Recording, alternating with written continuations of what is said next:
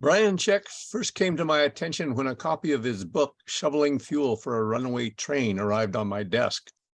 Economic growth is causing ecological chaos, and the system requires that it continue expanding faster and faster. Long a lover of the natural world, Brian pursued interests in ecology, conservation biology, and economics. Bachelor's, a master's, and a PhD later, he became the first conservation biologist in the headquarters of the U.S. Fish and Wildlife Service. He also taught natural resource economics at the university level and has written 3 books. Concerned by the misfit between the health of the natural world and growth-based economics, Brian founded CACOR, a Center for the Advancement of the Steady State Economy. Brian will talk to us today about economic growth and 2 other options, degrowth and the steady state economy, as well as some of the potential political considerations and policy mechanisms for moving toward a steady state. It's my pleasure to welcome Brian Czech to today's session.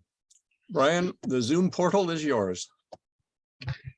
Thank you so much, Mike, and thanks to everybody for being here today.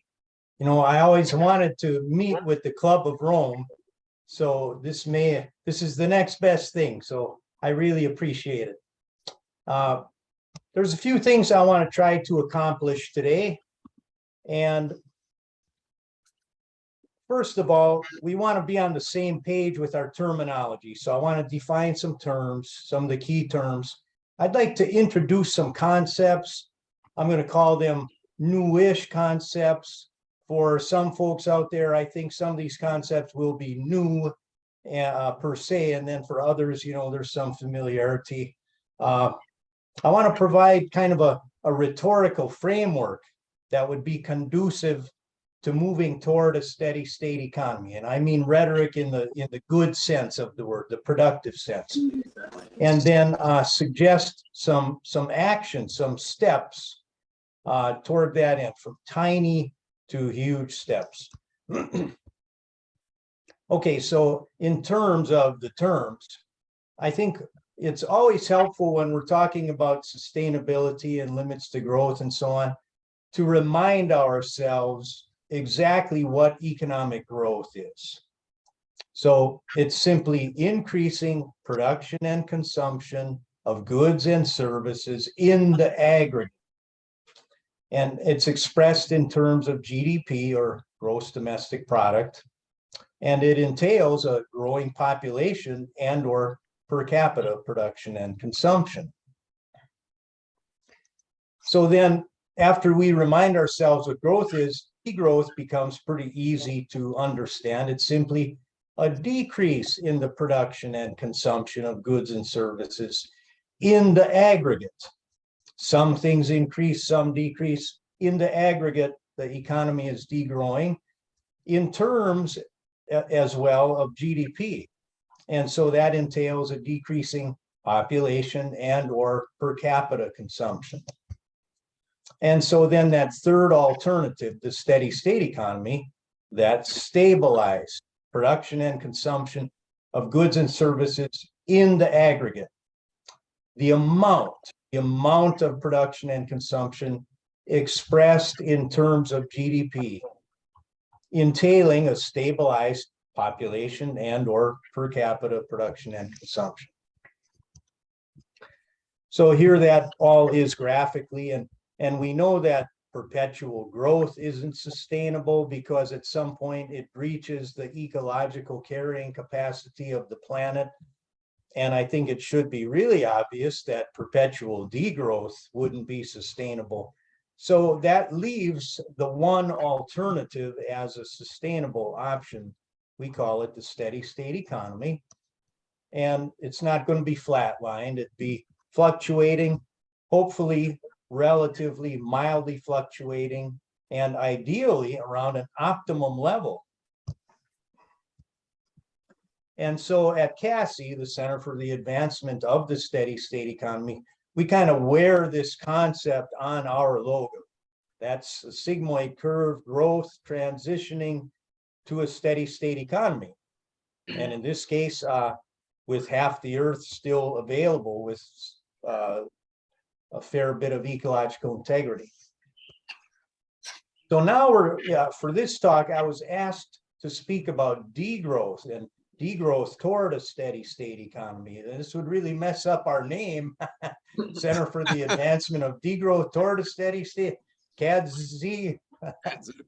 Well, we'd have to think about our logo too, because I guess it would look more like this. We're talking about degrowth toward the steady state economy. And it's kind of fun to think about, kind of funny in a way, but it's also a really, really crucial question at this point in history.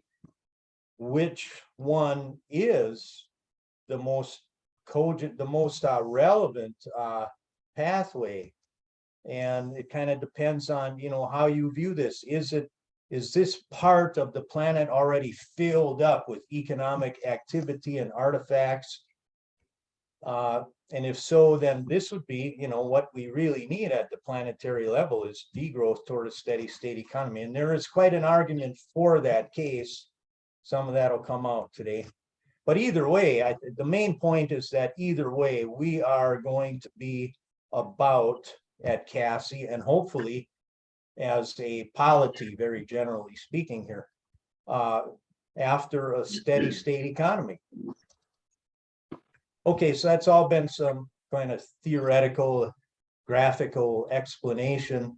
Now let's look at what that means on the ground. So here we're just gonna kind of take a quick tour around the country, a little bit around the planet. And I think it's good to start here.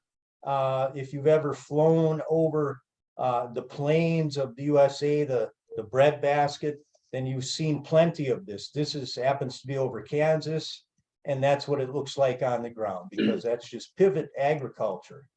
And it's probably soybeans, and furthermore, it's probably Roundup Ready soybeans. So very, very non-resilient manufacturing food type of ecosystem. That's pivot agriculture from the air in Saudi Arabia. And this is what it looks like on the ground in that part of the world.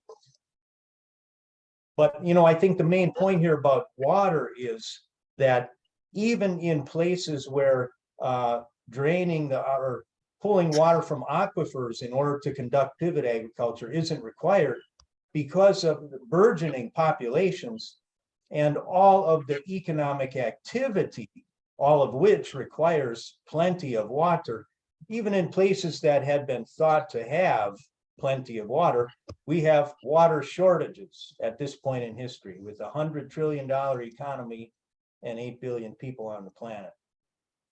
And then this is what it starts to look like on the ground as aquifers start to run dry, and as a function of global heating.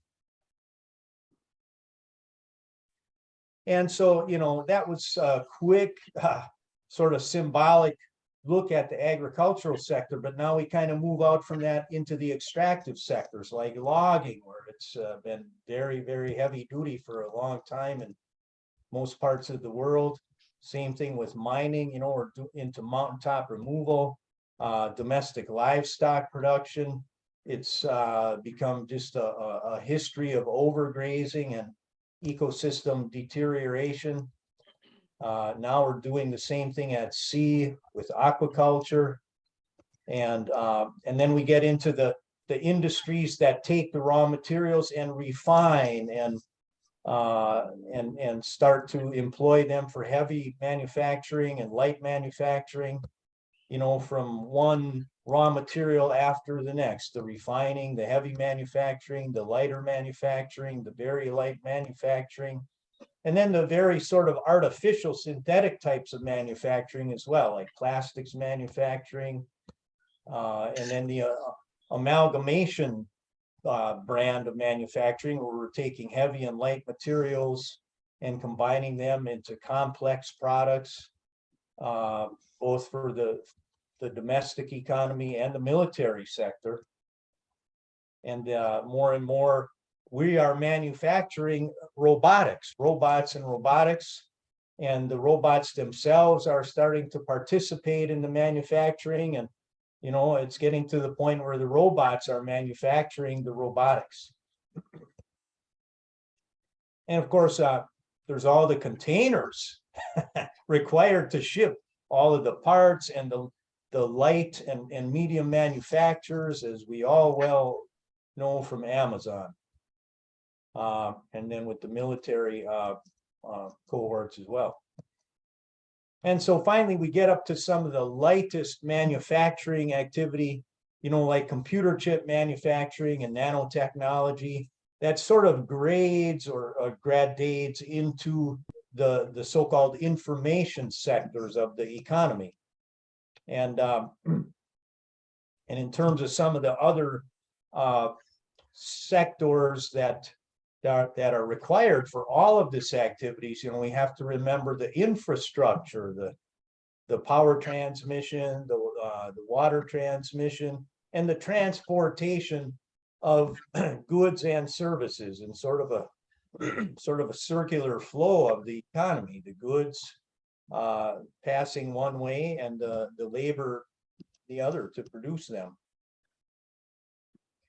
And then, of course, I didn't mention anything yet explicitly about energy.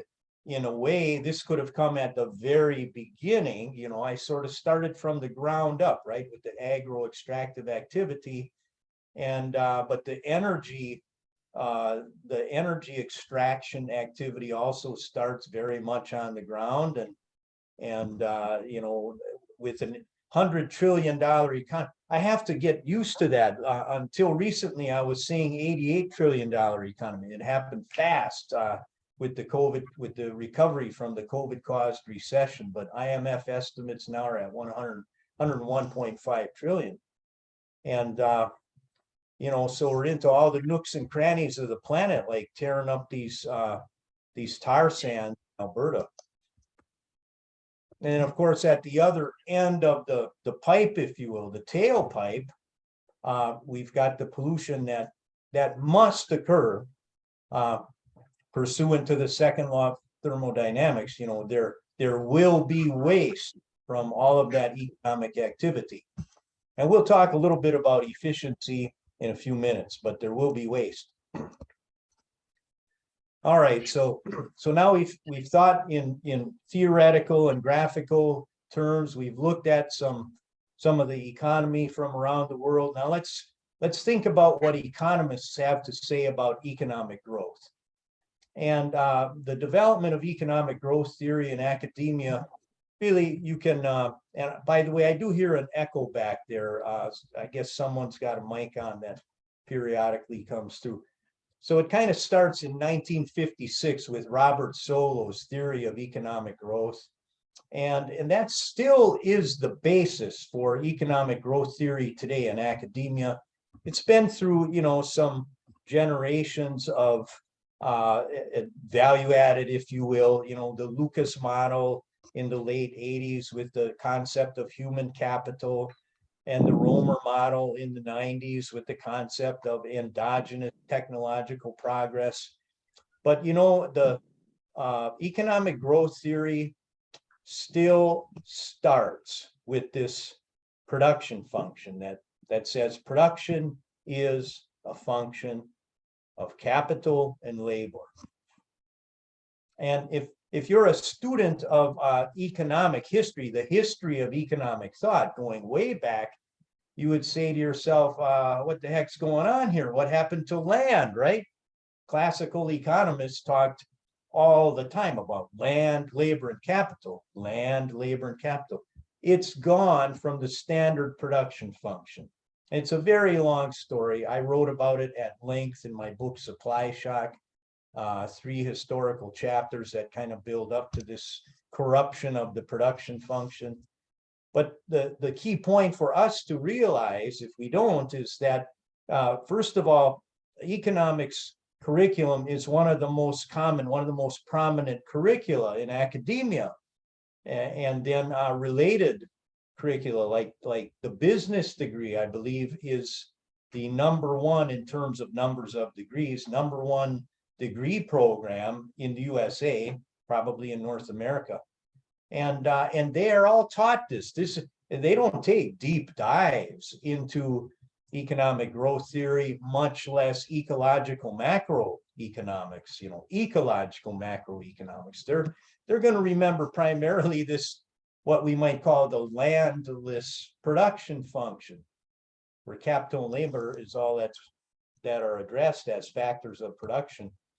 Now, when you've got that production function in your mind and you think of another way that the economy is modeled in your textbooks as this circular flow of money between labor and capital, well, then what's your vision of economic growth or for economic growth?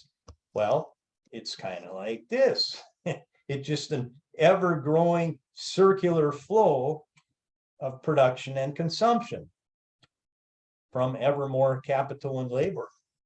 And there's no boundaries in mind. And so it's no big surprise that so many economists out there and politicians, many of whom are economists and or, that's a predominant part of their education, why they don't get it about limits to growth. So for us, Club of Rome people, ecologists at large, and I want to say more and more people sort of returning to a common sense. They recognize that it's not just capital and labor. And I'm going to start from sort of an evolutionary sense here. We started with a planet Earth, right? And a solar system. And then something happened, evolution or creation. But either way, you did then have the development of Homo sapiens. And yes, at some point, as money developed, we then had a circular flow of money between labor and capital. But now we also realize that entailed the reduction, the use of natural capital stocks. And yes, pursuant to that second law of thermodynamics, pollution in the form of materials and waste heat. Very simple model, but very profound. This is sort of a value-added version of the old Herman Daly diagram that goes way back to the 1960s, showing, the economy embedded in the ecosystem. All right, here's another one that we just happened to come up with. We're liquidating the natural capital to generate the money to grow that economy, and that's kind of what happens. You got a pretty nasty you have a bit of an emphasis on the waste here. Anyway, it really puts it in a nutshell, good for things like tweets. All right, now I mentioned at the beginning, I wanted to introduce some concepts and newish, let's call them. And one of them is this trophic theory of money. This is kind of a pet concept of ours at CACI. And it's not as complicated as it sounds. If you're not an ecologist, you might have never heard of the word trophic, but it's very simple. So we start with the economy of nature and all of the non-human species out there. And we recognize that the foundation of that is the producers. And producers are plants. They literally produce their own food in the process of photosynthesis. And when you have enough of that activity, enough of those plants, enough production, then you can have primary consumers, those animals that eat directly the plants. That's the second basic trophic level in the economy of nature. And trophic refers to the flow of energy and also biomass from one level to the next. And then when you have enough great enough populations and biomass of primary consumers, well, then you can also support species and populations of secondary consumers, like predators that eat the primary consumers, and also omnivores that eat, animals and plants. And in the economy of nature, you might say that every species is a service provider in some sense to other species, and then some really kind of stand out as ecosystem service providers, like scavengers, like pollinators, like soil aerators. But technically, they also all fall within some basic trophic level. Now, philosophically, you might say, well, why are you separating these non-human species from humans? Humans are a species too, right? And yes, that's true. So if we include humans, then we can logically place them at the pinnacle of this economy of nature by virtue of the fact that at this point in their technological history, humans can consume every edible species out there because they have the technological capability to harvest economically everything out there. And then the service providers are kind of a mix of human and non-human provision. And then finally, well, actually, before we get to the purely human economy, let's think in terms of this now, and then think what the process of economic growth would look like. Well, keep in mind the proportions here and the evolution of the Homo sapiens economically and technologically. And so the process of economic growth would look kind of like this. It's sort of a trophic compression, a squeezing out of the non-human species on the planet. And that explains, again, in graphical terms, why in empirical terms, the causes of species endangerment are like a who's who of the American economy or of the global economy. And here in a different way of representing that graphically, we can see the economy, again, growing in terms of GDP and growing in sigmoid fashion, approaching that carrying capacity in a nice sort of tame way, theoretically. And it's a process of reallocating that natural capital, the woods, the waters, the soils, the fisheries, the minerals, and so on, from the old economy of nature and all those non-human species on over to the human economy. In the economy of nature, this natural capital simply comprised wildlife habitats that's being taken away from wildlife and reallocated to the human economy, where it's transformed into producer and consumer goods and services. So again, that points to the conflict, the fundamental conflict between economic growth and biodiversity conservation. And, there was a period of time back in the early 2000s where we really went at this topic heavily in the scientific professional societies. And it was a giant controversial debate. Is there or is there not a fundamental conflict between economic growth and conservation? And I think for the most part, we prevailed, those of us who said yes. And for the ecologists out there, you're going to see this as a collage speaking thousands of words to you.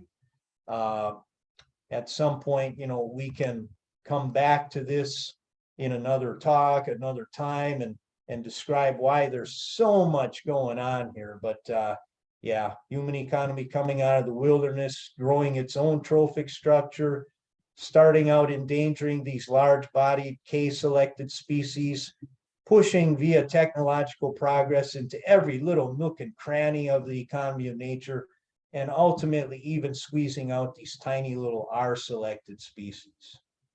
That's the sixth mass extinction with a little bit of conservation biology principles. And then the American Fisheries Society happened to summarize it pretty succinctly with that logo: more money, less fish. And this is where we're going. This is where we're coming with that trophic theory of money. We'll be there in just a second, but I think already we have sort of established a principle here that if we're serious about biodiversity conservation, like folks in Montreal recently supposedly were at COP15, we've got to recognize that biodiversity conservation is a steady state economy. Well, okay, finally, now we get to the trophic levels in the human economy itself. And, you know, in ecological economics, we recognize that just like with physics and ecology at large, Homo sapiens can't escape the laws of nature. You know, we have to abide by the natural laws as well, and principles of ecological economics. So, you know, we also, humans, we have a trophic structure in our economy. It starts with the producers at the base. That is the agricultural and extractive sectors.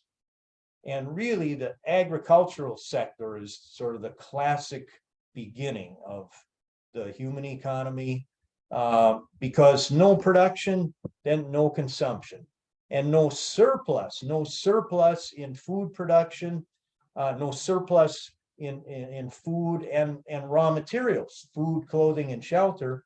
And then you're not going to have any of the, you know, the modernized manufacturing types of activity, from the heaviest to the lightest. And then in the human economy, of course, you've got service provision as quite an elaborate enterprise. But here's the thing to remember, because some people have been fooled into thinking that, okay, well, we can dematerialize the economy if we just make it more and more about service provision.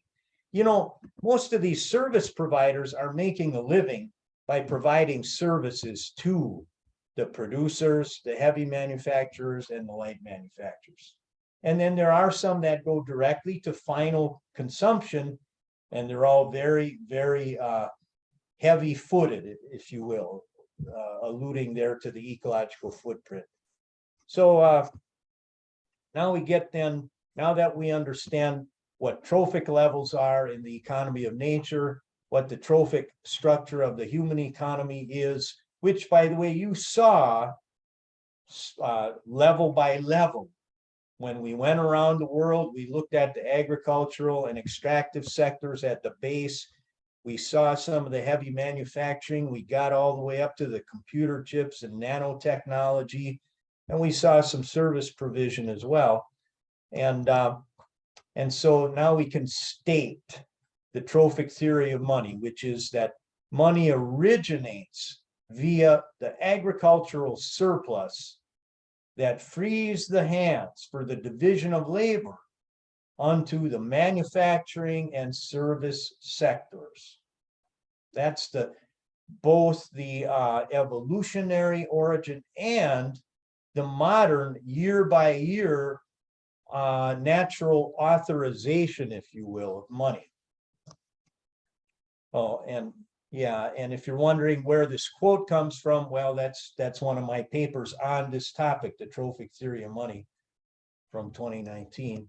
So the point of that is, before you have any of this very, very light manufacturing and a so-called information economy that's supposed to dematerialize, help with dematerializing, there's got to be plenty of this, because that's also basic trophic theory and trophic findings, is that you lose a tremendous amount of energy and biomass as you proceed from one trophic level to the next.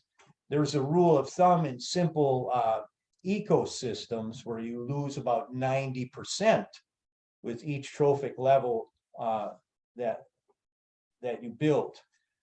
So that's why, we cannot get away from the materialization of the economy, because if we want more of this, we've got to have more and more of this as well at the base to free more hands for the division of more labor into these, service and relatively information-oriented activities.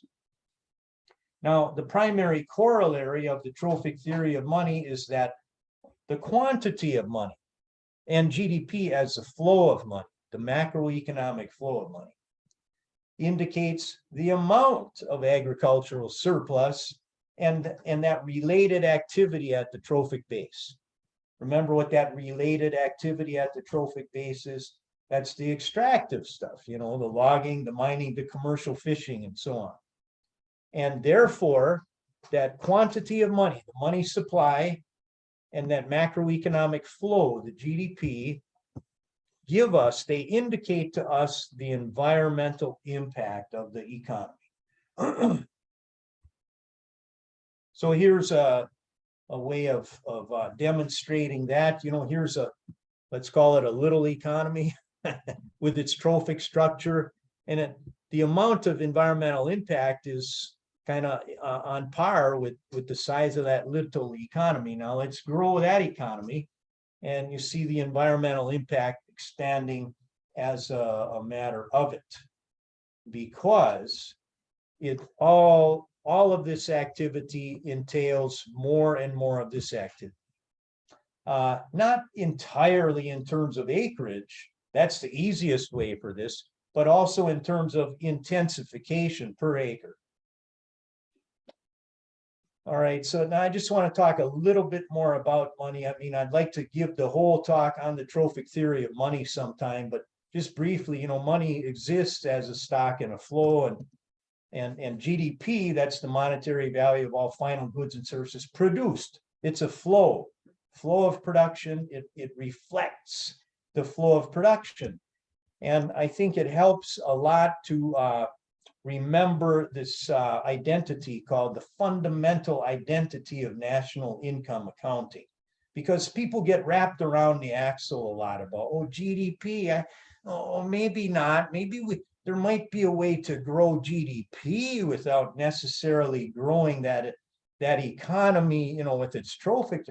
I'm afraid that's a pipe dream. GDP is calculated in one of three methods that are equivalent via the fundamental identity. And so we have economists at the Bureau of Economic Analysis, working on the accounts from these three approaches, and all understanding that production equals income equals expenditure.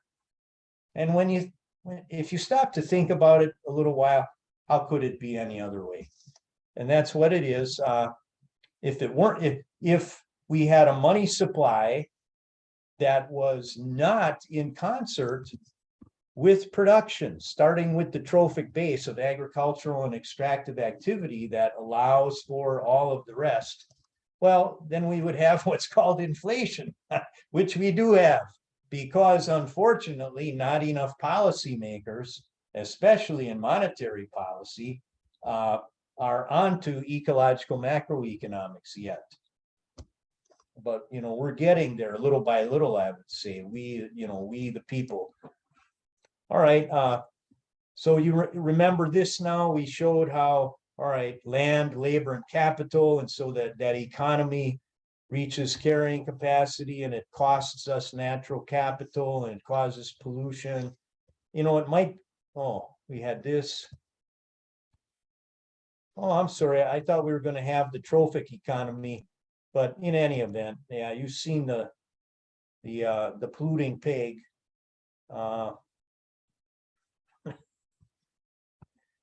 All right, so despite all this, we still hear from economists, and I'm talking about economists that have won this, not the real Nobel Prize, but the Swedish prize in commemoration of Nobel. That's for economists. So people think it's a Nobel Prize in economics, but in any event, these are the economists that are most recognized, and they're telling us that, well, yeah, we agree, we have environmental problems that happen as the economy grows, but yet once we can grow the economy enough, especially in per capita terms, well, then we've got enough money to throw at all these problems to solve them. And that's called the environmental Kuznets curve. And it's entirely fallacious with so many aspects of ecological macroeconomics, especially biodiversity. It's really debatable whether it's common at all in the most microeconomic of scenarios. But in any event, it's totally fallacious when we think about, planetary limits and the conflict between economic growth and environmental protection. But how did they ever start thinking this way to begin with?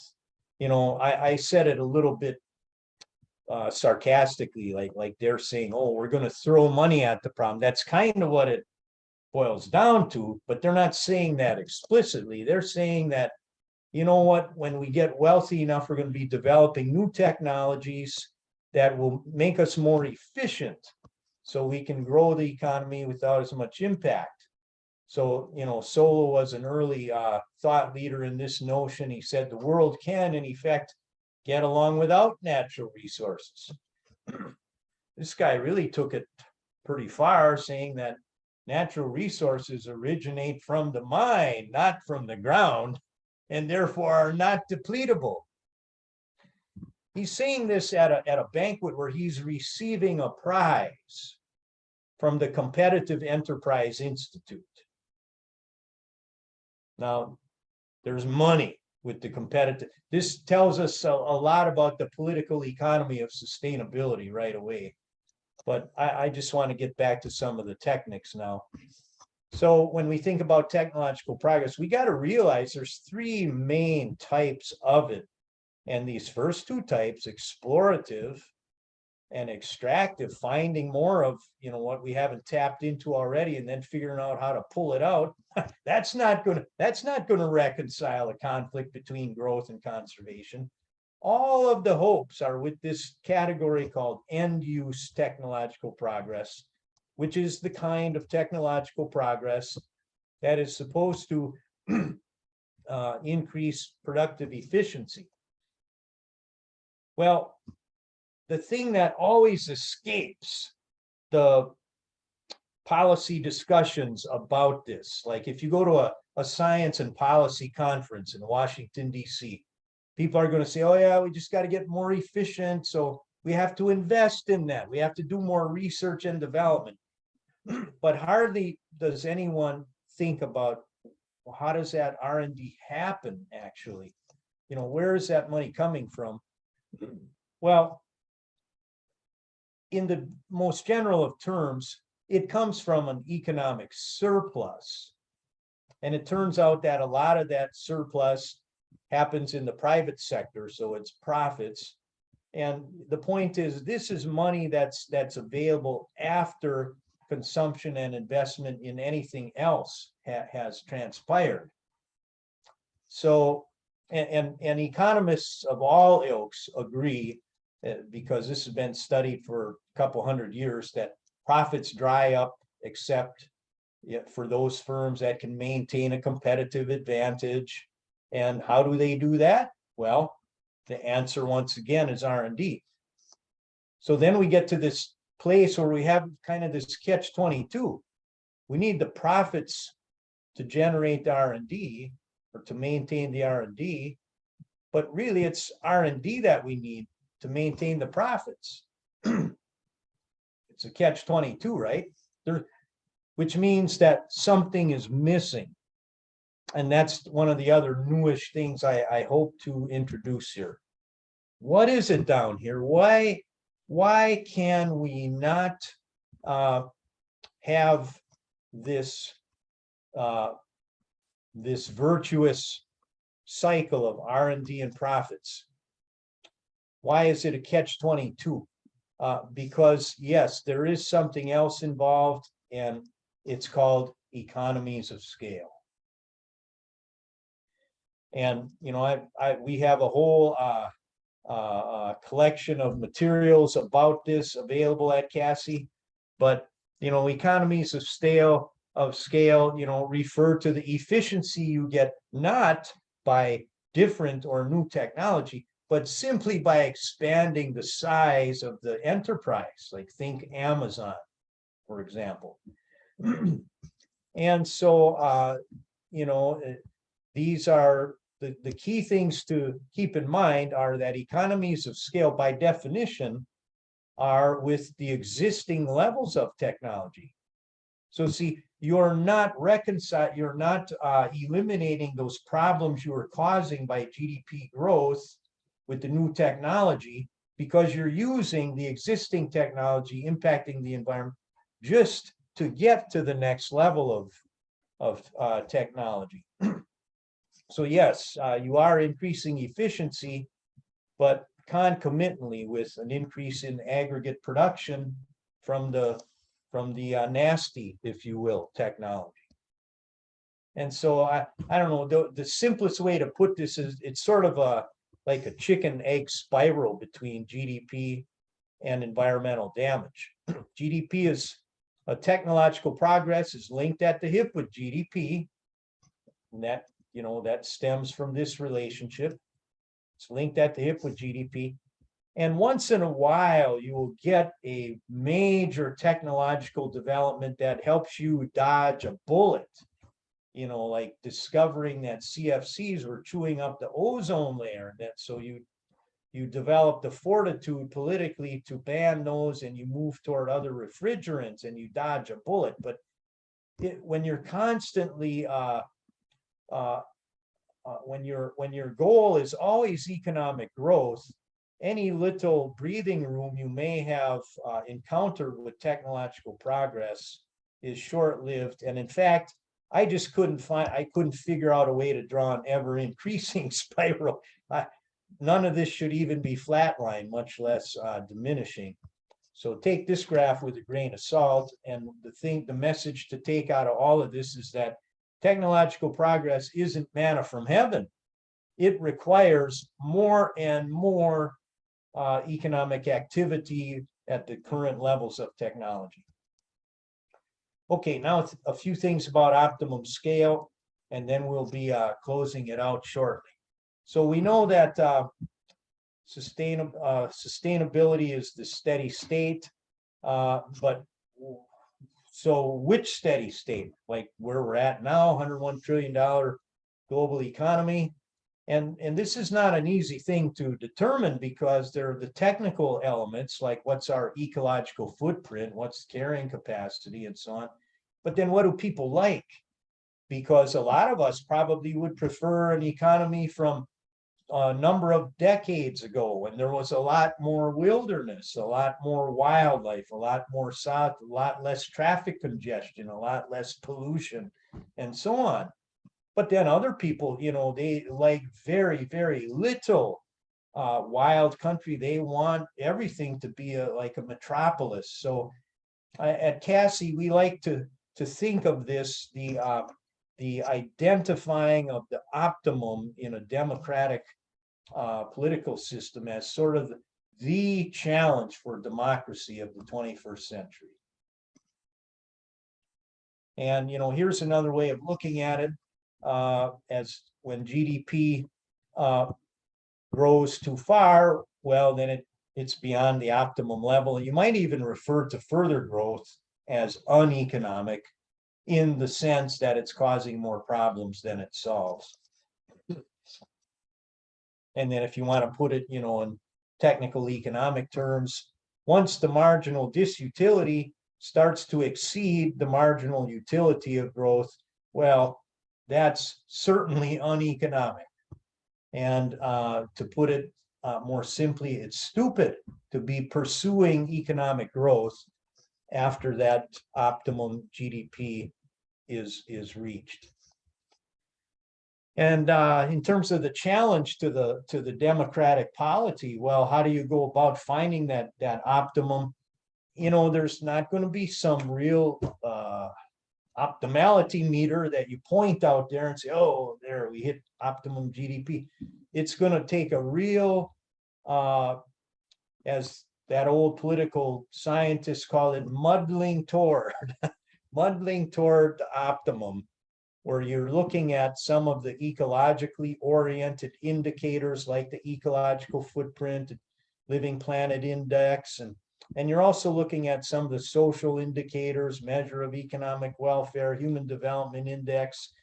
And eventually, the real goal here ought to be like the Bhutan leadership identified about 15, 20 years, right? gross national happiness. But GDP I put at the top because some out there have this fuzzy notion that we should just get rid of GDP as a metric. No, I would say that we need GDP measurement more than ever. It's sort of like the analogy would be if you're a doctor and you have an obese patient, the last thing you want to tell the obese patient is to throw away the scale, for God's sake. That's the last thing that should happen. The patient needs to monitor that scale even more closely now. But they need to start viewing the increase as an alarming problem. And the doctor adds other metrics, the blood pressure cuff, the stethoscope, and so on.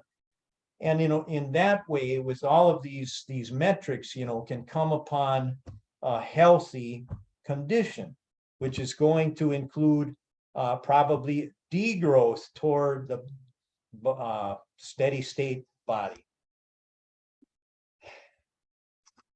Okay, now in terms of the policies toward a steady state economy, and especially in domestic policy, well, at CACI, we take this head on. We say we've got to have legislation calling for the transition from economic growth, which, by the way, growth is called for in the Central Economic Policy of the United States with the Full Employment and Balanced Growth Act.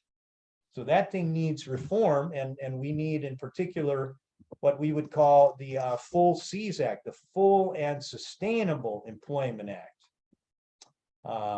We like to use the metaphor with full seas, instead of rising tide lifts all boats, the sea is full, no more boat building material, and so on. Water itself is running out to rise the tide.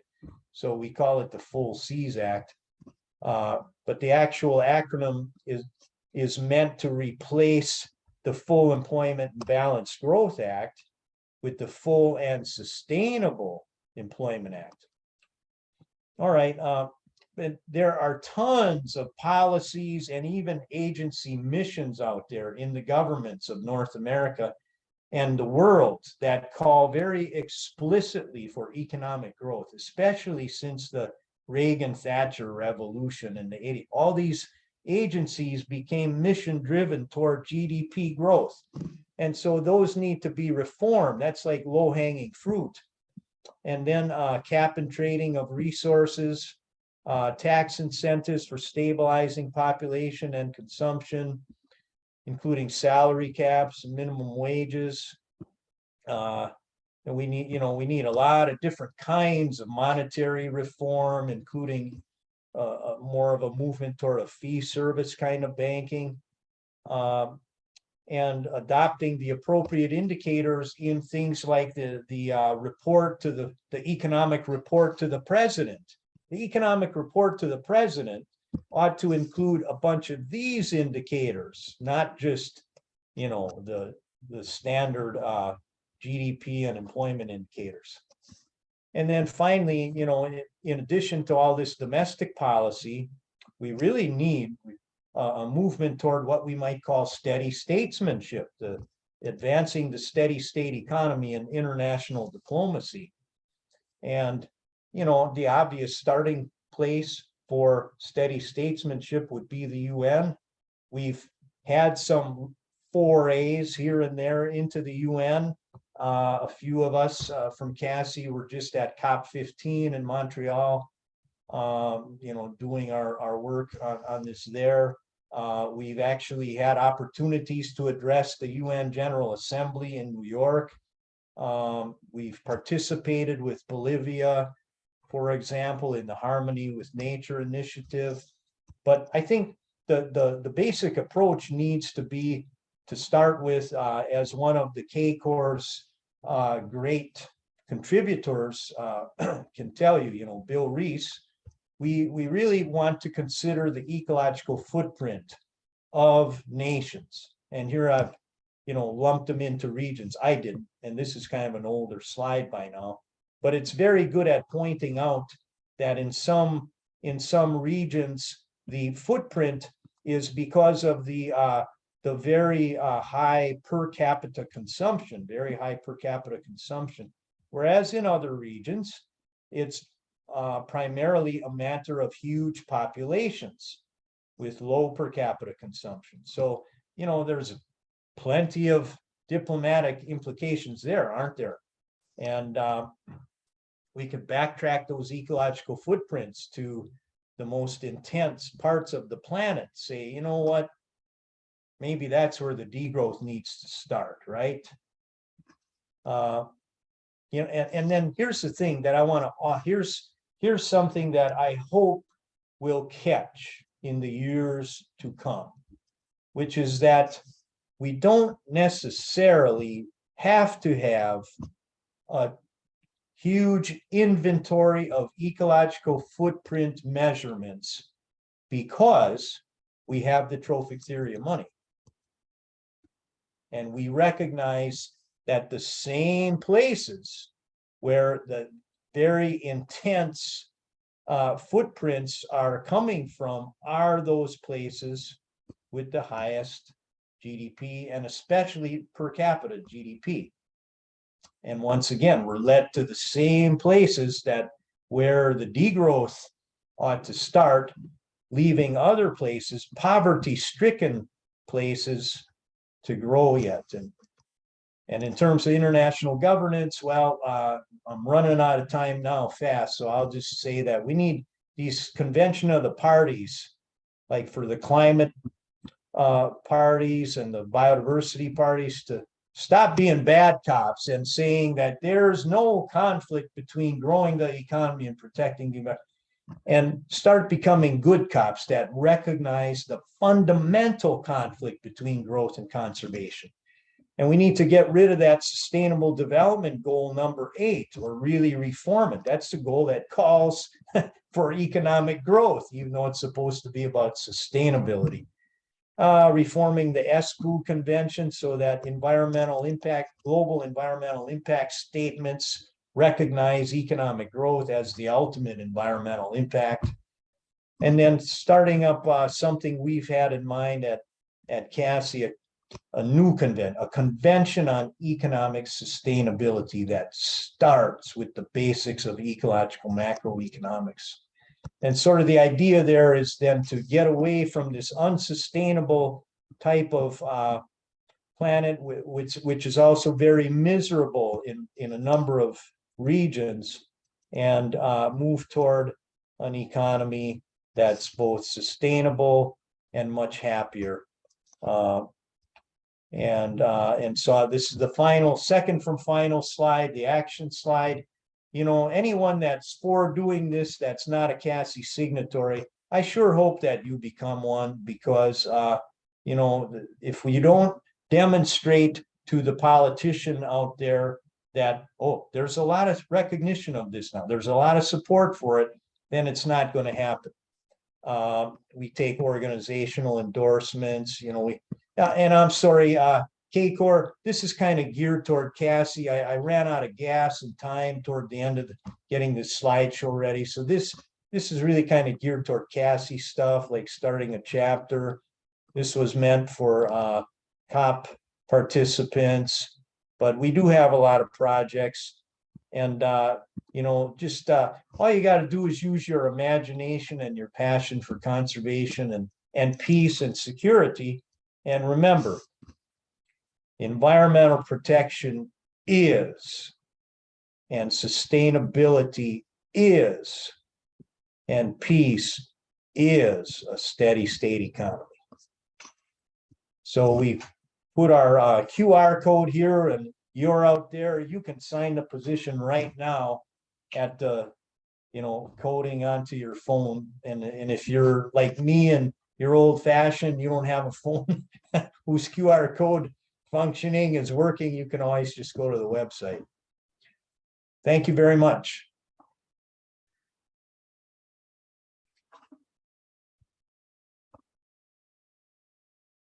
Well, thank you, Brian. That's quite a lot of new stuff to consider.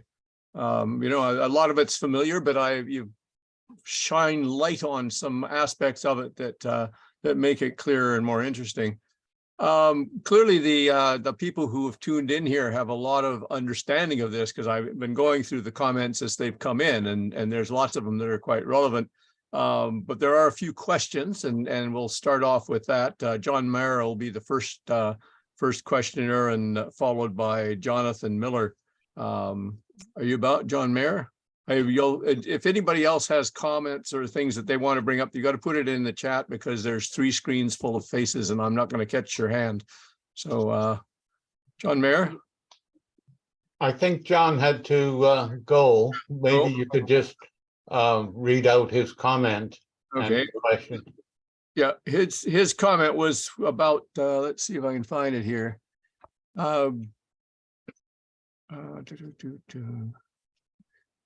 He's concerned about the comparison of the real economy and the monetary economics, like the real economy being the throughput of material and energy, and the economics being just the reflection that money flow has on that, and wondered if you could comment on it.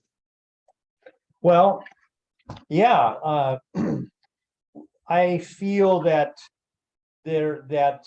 that's kind of a missing link, if not the biggest, most important missing link in the sustainability dialogue these days, is recognizing that the money supply and GDP as the macroeconomic flow of money is very much a reflection of, or it should be, it's supposed to be, it's intended to be, it evolved to be a reflection of the amount of real economic activity. And furthermore, that real economic activity starts at that trophic base with its agricultural and extractive surplus that freed the hands to devise, to even think of the concept of money, to devise money, to circulate money, to exchange it for the goods and services that can proliferate concurrently as a function of that agricultural and extractive surplus at the base. And, there seems to be a lot of mystery for people in conventional economics and policy making about why are we having such problems with inflation. It's no mystery at all for us in ecological macroeconomics, because, hey, that trophic base is breaching the limits. And it's that surplus that at the trophic base that let's use the word authorizes. It authorizes a money supply. I've had some people argue against the trophic theory of money based on a misunderstanding, where they seem to think that I was saying that money somehow literally mechanically originates from agro-extractive surplus. That's not the point of it at all. The point is that the money supply and GDP as the flow, the macroeconomic flow, it's only going to it's allowable, if you will. It's authorized by the amount of surplus at the base that authorizes all of that real economic activity. And if you're trying to grow a money supply without concurrently having the capacity to grow that real economy, that's inflation. Okay, Jonathan Miller, you had a question, and Tim Weskel is on deck. Thank you. Hi, Brian. It's Jonathan Miller here. How you going? Hi, Jonathan. Yeah, look, Jorgen Randers, who of course was part of the Club of Rome's Limits to Growth production, is arguing that GDP can be increased without increasing physical throughput in the economy. And of course, this goes to the whole question as to whether we can decouple physically. You've touched on this before, but I just wonder if you want to comment again in regards to the capacity to decouple GDP from physical throughput. Yeah, well, so the trophic theory of money, which is all about that, which goes to that question. There certainly are some complicating variables. So there is, you know, there's inflation itself, obviously, but we've already covered that. You know where inflation comes from. It comes from trying to expand the money supply without having the capacity at the trophic base to really grow the real economy. So in that sense, we've already accounted for inflation. And another way to account for it, though, is we work with, inflation adjusted dollar or real money. We work with real money, not with nominal money supplies. Okay, so that one's taken care of. There's obviously international trade. And so any given country will have to take that into account as well. And so the trophic theory of money that belies that notion of dematerializing GDP, it's easiest to understand when thinking about the global economy, because then there are no, like say, Hong Kongs or Singapores that are, very much away from the land and into financial specialization, financial activity, for example. And then, of course, technological progress itself, that's probably the trickiest one. But on the other hand, it's becoming less and less tricky, I think, and less in any way hiding of the trophic theory of money, because we are reaching those thermodynamic limits now where technological progress is very difficult to come by. It's sort of like we've grabbed all the lowest hanging thermodynamic fruits. The oil that was on the surface in Pennsylvania when internal combustion engines were at their earliest stages, and the gold nuggets that used to show up on the shores around Nome, Alaska. The easy pickings are gone. And so this has resulted in, because we have an economy that starts from that trophic base with its natural resources, because the easy pickings are gone, we find it very, very difficult to progress technologically, to raise the bar any further. And so this is why the conventional economists out there are puzzled by the declining increases in total factor productivity. But once again, we're not. It was expected. It should be expected when you consider basic laws of physics and principles of ecology. That's the manifestation of reaching limits to growth. The losing the ability to progress technologically in the form of raising the bar for further GDP. And so when we're this far along in that process, there's no contortion, if you will, of recognizing that GDP is essentially equivalent to the ecological footprint. I hope that's making sense. I mean, it's one of the more challenging elements, I would say, of ecological macroeconomics. And it's not great for like sound bites at the ends of talks like this either, but hopefully that helped. Thank you. Tim Wiskel, you're on, and Art Hunter, you're on deck. Tim? Thank you. Very nice summation of general ideas, Brian. I'm curious, though, that we haven't made more progress as a group, because in effect, we're discussing a kind of new theology of steady state economics. And Herman did such a great job of putting it out there in the first place. I don't need to say that we shouldn't at this point just be rehearsing it or singing it in the choir anymore. We should be taking it out to and joining up with other groups that are working on transition, and the transition towards a steady state survival, let's call it that, in an ecosystem. We already live in a solar-based culture. It just happens to be based on fossilized solar. What we need to do is to move towards current photosynthese. And there are a lot of people who are trying to do that all over the world in different cultures. I'm an anthropologist by training and 50 years of teaching experience in ecological anthropology.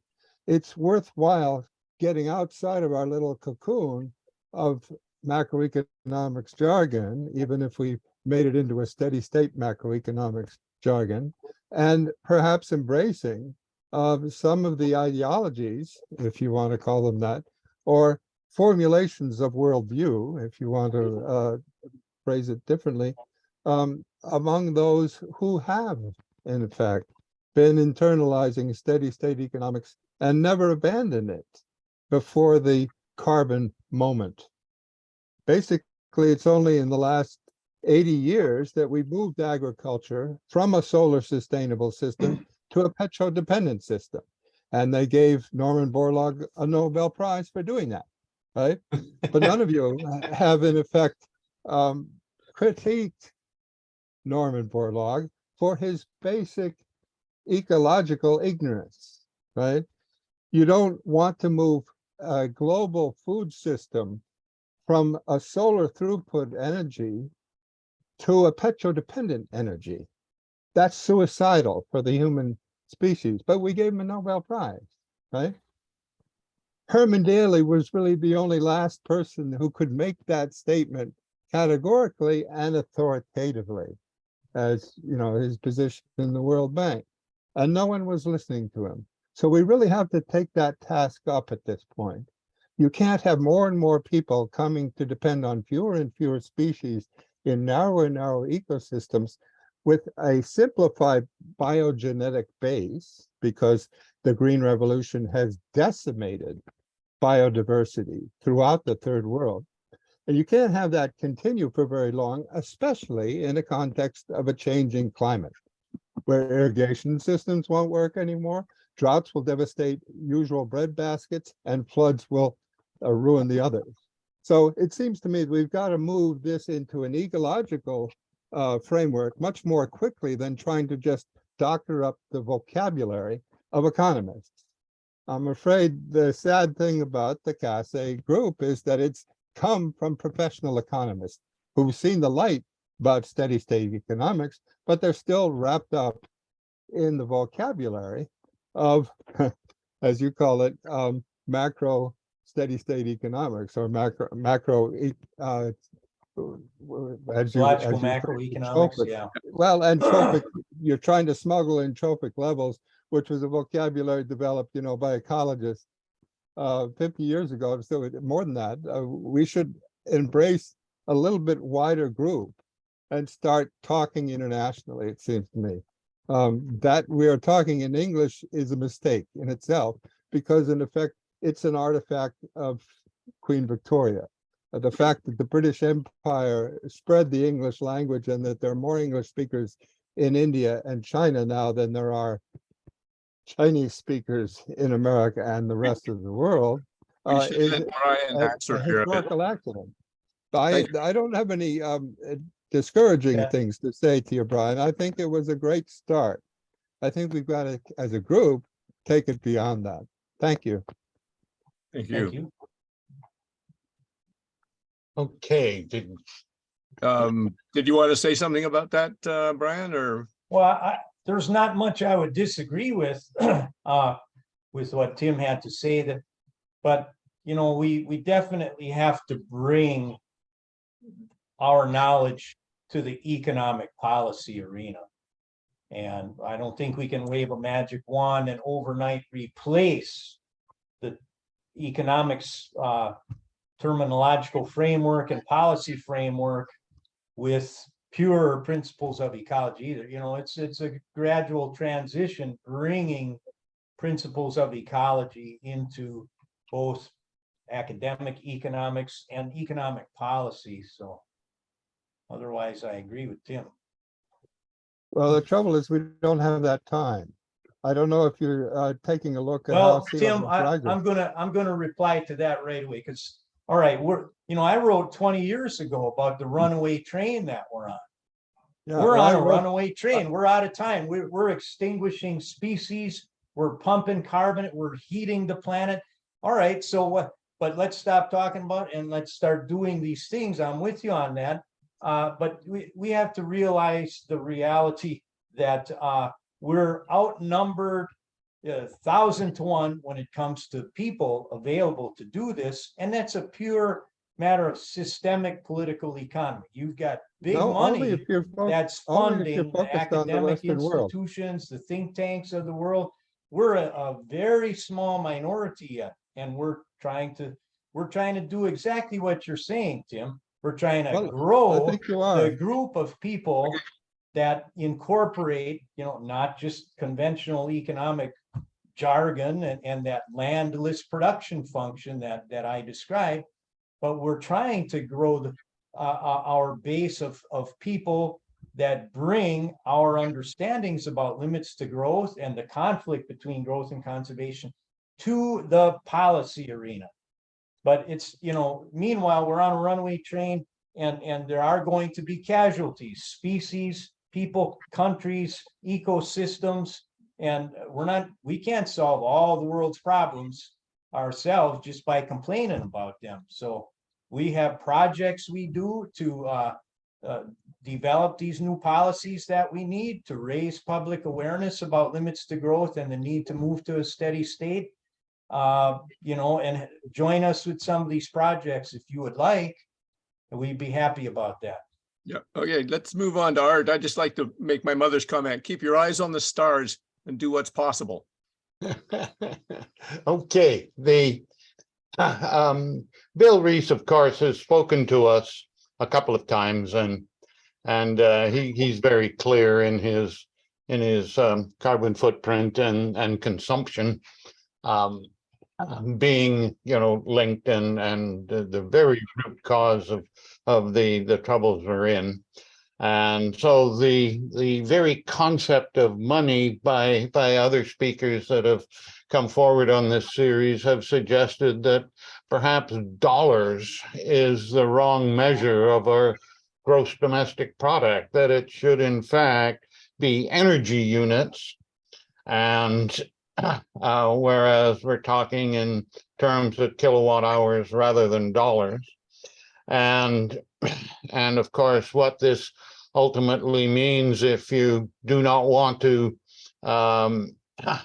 spend that energy, or what you do is you don't spend the money, because the money itself is really just a man-made instrument that says you have the authority to go and make some consumption and to spend some energy. So ultimately, this leads one then to or at least me, to the conclusion that says if we really want to reduce our consumption of both all the Earth's crust materials and everything that comes from photosynthesis, we should not spend money. What do you think of that? That is totally congruent with the trophic theory of money. And that's actually what I wrote about in that Shoveling Fuel for a Runaway Train book 22 years ago. The expenditure of money entailed that trophic activity that to generate it. And I learned this lesson in my face way back when I was a pure wildlife biologist. I was working for the San Carlos Apache Reservation in Arizona in the early 1990s. And they had the biggest elk in the world there on the San Carlos. This is East Central Arizona. And we would sell to non-tribal members every year, just a very tiny fraction of elk tags for tribal monies for the general fund. But we had one special hunt that was earmarked for elk habitat improvement, so that in 1992 we sold 3 elk tags for $43,000 a piece. Now this is money, real money we're talking about. Our 43,000, so it's $129,000 for 3 elk tags. And at first glance, you'd think to yourself, well, maybe we're reconciling the conflict here between growth and conservation, because we're growing the tribal economy pretty significant. That's a big chunk of money there. And we're using that money for elk habitat improvement. All right, but that's not the whole picture. That's microeconomics. It happened that 2 of those elk tags were purchased by, guess who? The largest old growth sawmill owner in the Pacific Northwest, Aaron Jones, Seneca Sawmill. That's where the money was coming. That's how the money was generated. It's the same thing that Bill Reese is saying, and all the folks who would like to an energy unit for money. That's what the trophic tier money is saying. It was the liquidation of those stocks of timber in the Pacific Northwest that generated the money for Aaron Jones to fly down in his Learjet. With his pilot's name was John Glenn, no less, the other John Glenn we called him, to fly down to the San Carlos and hunt those elk. So if you took away all the agro-extractive activity, the money supply would be worthless. People would be scrounging to eat. And this is the whole point of the trophic theory money. It does indicate the amount of energy and material we are extracting and using up. So all else equal, yeah, spend less. Spend less means you're consuming less. You're spending less, so that's a monetary indicator that your real economic activity is lessening. Okay, thank you. Yeah. I have Herbert Giradat here, but I can't find you on the chat record or the who's here. So Keith Akers, if you are here, Herbert, let me know. Otherwise, Keith Akers has a comment, question, and John McVicker would be on deck. Are you here, Keith?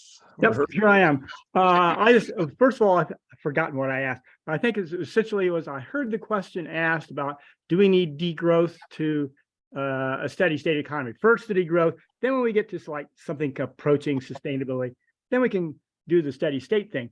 I didn't hear that clearly answered. I think that basically we're probably unsustainable right now by a large part. So I'd like to see more alliance with the degrowth people. Also, as a practical matter, and this is, I know this is hard because I've done it in some of the groups that I'm involved in. We need more diversity. We need more like women, BIPOC, people like that. I think it'll make the group work more effectively, as well as you know, for correctness. But just for a practical point of view, I think it will work better.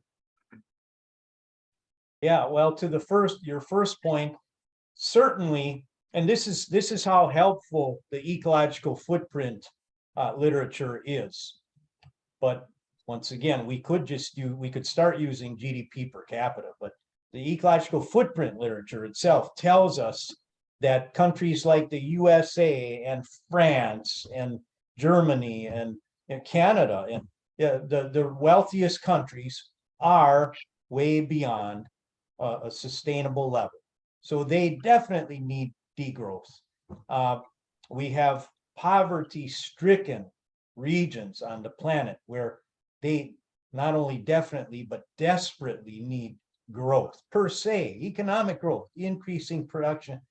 So there's this, that's why we came up with this term steady statesmanship in international diplomacy. It's got to accommodate both. And you may recall when we tinkered with the CACI logo toward the beginning, we had that one slide where you showed, you know, degrowth and growth.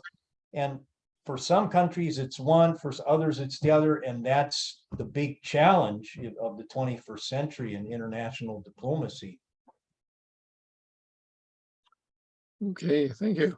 John McVicker and Erwin Westgill, actually, you had a comment already. Dougal McTavish would be after John McVicker's.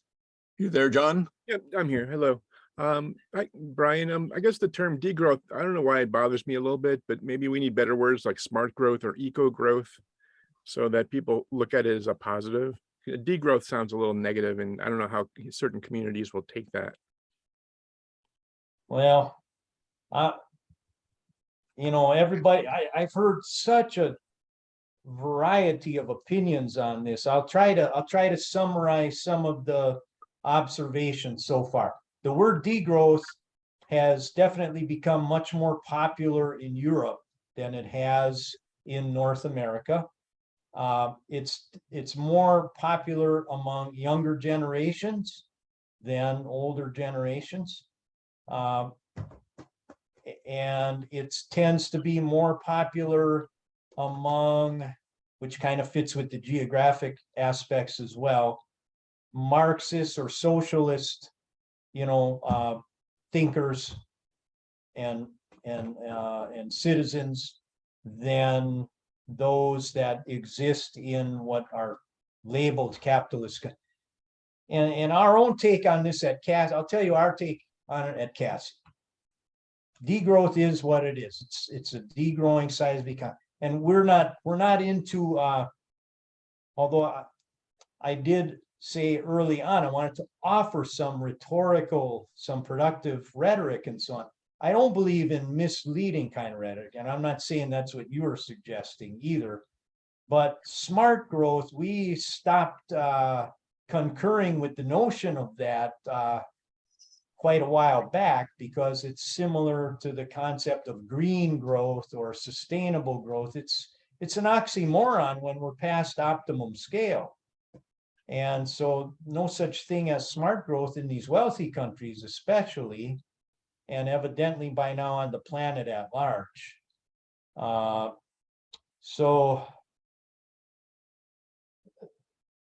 Oh yeah, I lost my train of thought there. I wanted to say just a little bit more about the terminology issues. Oh yeah, about degrowth. So degrowth, we just want to tell it like it is. We're not using the word degrowth in the full political package sense that a lot of the degrowth proponents in Europe would prefer. They have sort of taken the word degrowth and done what Green Party people have done with the word green. They have started to use it as a politically packaging word to mean much more than just, like environmental protection in the case of green, or economic sustainability in the case of degrowth. They're talking about a whole package of, less capitalism, a lot of things we would agree with. But in any event, we at CACI like to stick with if you view it as dictionary definitions A and B, degrowth just means declining GDP, less production and consumption in the aggregate, a declining product, if you will, mathematically speaking, product of population and per capita consumption. That's when we use the word degrowth, we're talking about that. Okay, John McVicker, question? Well, that was me. That was the last one. Oh, okay, Dougal McTavish? We just got one more question after that, and then we're coming to the end of our time. Yeah, hi everyone. Thanks, Brian. It's an interesting talk. My question is really, how do you, essentially the problem is, I see it, is how do you transition quickly to the sort of state you're identifying without creating a enormous social and economic chaos?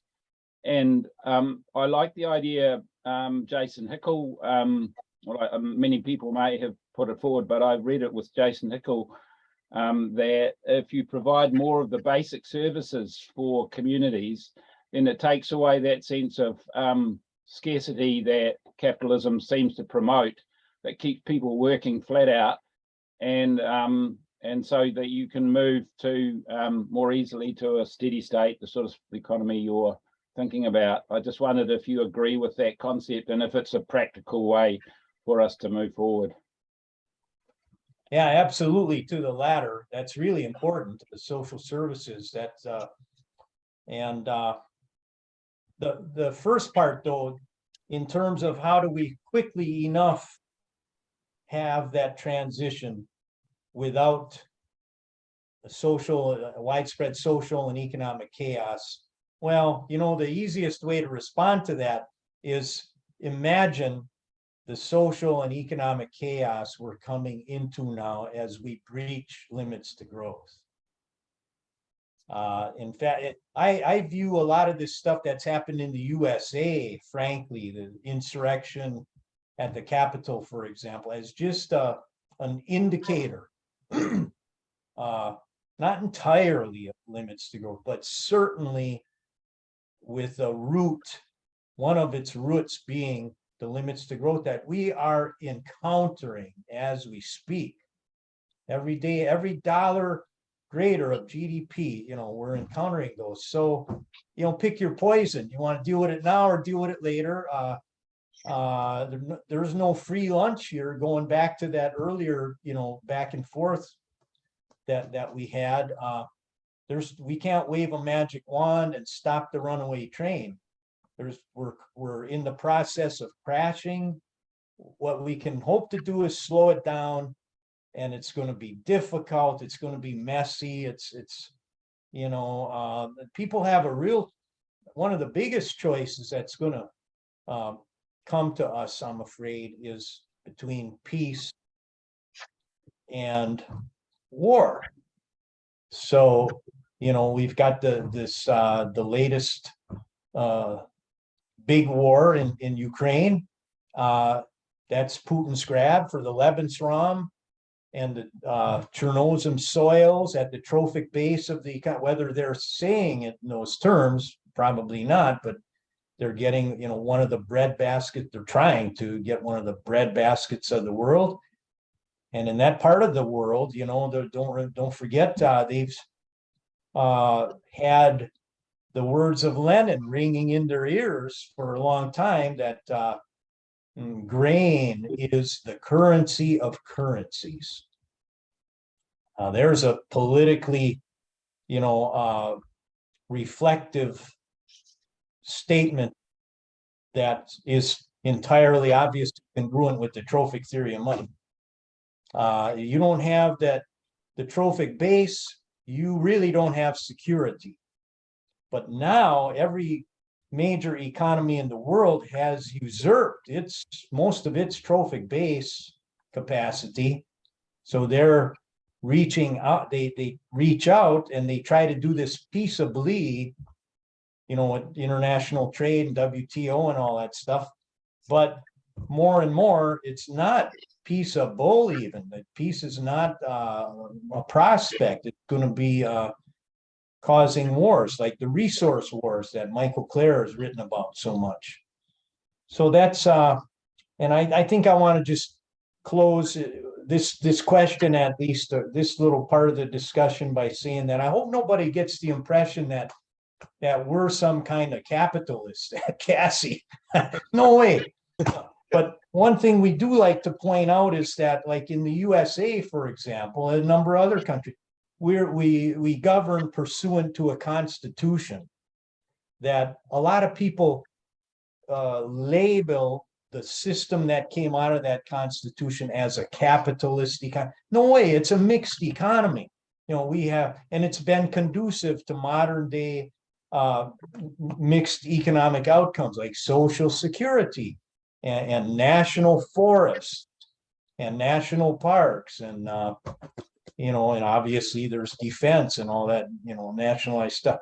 So what Herman did, you know, people brought up the legacy of Herman, which we're totally about and with and come from at CACI. We recognize that that a bunch of rival and excludable goods and services like pens and shoes and, coffee mugs. Leave them to the market.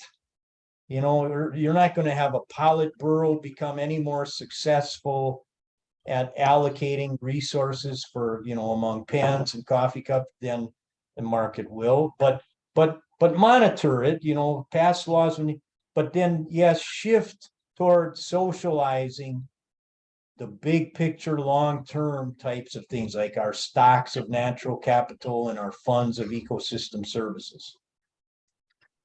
Well, thank you, Brian. We've run out of time here, so I'm going to turn it over to our chairperson to thank you formally for your efforts today. Those who want to stick around after the recording stops, there's a bit of an informal discussion will go on. Thank you very much, Mike. And thank you, Brian. This, as the chairperson of the Canadian Association for the Club of Rome, I have the pleasure and the privilege to be able to thank you for this very important discussion that we had today and presentation that you gave us.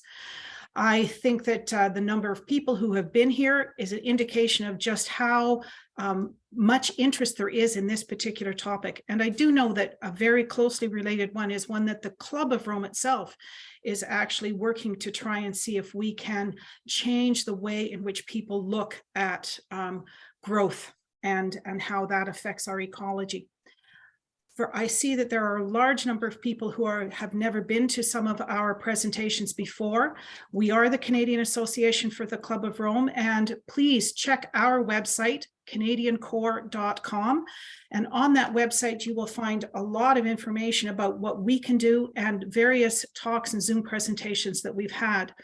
If you click on the Stay Informed section, you will actually be able to see this particular talk once it becomes available on our YouTube, as well as access to the other talks that we have had in the past, including those of Bill Rees and the talks that he has given. So if you would like to do that, please go to CanadianCore.com and find information about these particular talks. In addition to that, if you're interested in becoming a member or looking at more of what we do, our website is a very good website to find information about other things as well as to become a member.